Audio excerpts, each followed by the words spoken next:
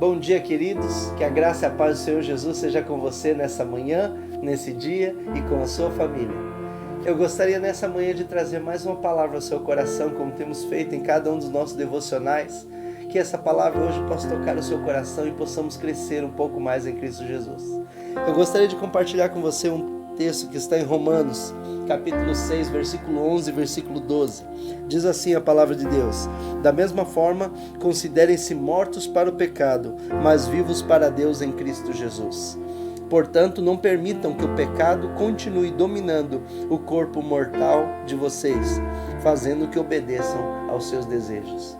Eu queria compartilhar com você hoje sobre a importância de entendermos, querido, que o pecado não pode dominar a nossa vida. Não seja dominado pelo pecado.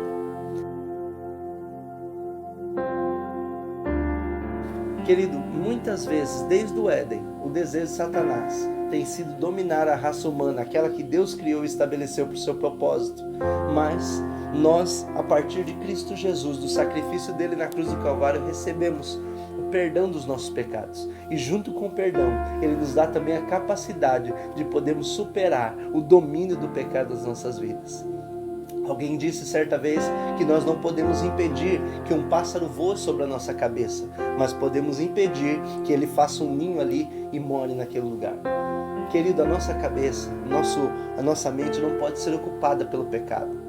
O pecado na vida de um cristão, ele é nada além de uma pedra pela qual ele tropeça, vez por outra, quando passa por algum caminho, mas não um lugar onde ele mora e habita. Não algo rotineiro e constante na sua vida. O texto que nós acabamos de ler fala que nós devemos nos considerar mortos para o pecado. O que é alguém morto? Alguém que não tem capacidade de reagir. Ele já perdeu a sua capacidade de interagir com alguma coisa. Então, nós da mesma forma não devemos, querido, interagir com o pecado. Nós precisamos começar a dia após dia tomar decisões que nos afastem, nos levem para longe de práticas pecaminosas. A grande verdade é que nós precisamos, na realidade, irmãos, perder totalmente o desejo e entender que o pecado é uma ofensa ao caráter santo de Deus. E quando nós entendemos isso, nós começamos agora a nos distanciar daquilo que nos prejudica, daquilo que nos afasta de Deus. O pecado, ele gera a morte. A Bíblia diz, mas o dom gratuito de Deus é a vida eterna. Deus não nos planejou para que vivêssemos aprisionados pelo pecado, mas Deus nos planejou para que tivéssemos a vida eterna e a vida eterna em Cristo Jesus. Querido, que você possa nessa manhã começar a tomar atitudes radicais e firmes na sua vida para não pecar. Eu gosto sempre de orientar as pessoas e dizer assim, você pode não se afastar de pessoas, mas pode evitar algumas coisas. Você pode evitar algumas situações que te levam a atitudes de pecado. Então, querido, saiba evitar, saiba se afastar, saiba se manter a parte daquilo que te levava ao pecado. Fuja, como diz a palavra do Senhor, da aparência do mal. Aquilo que vai te levar ao pecado precisa ser rejeitado na sua vida.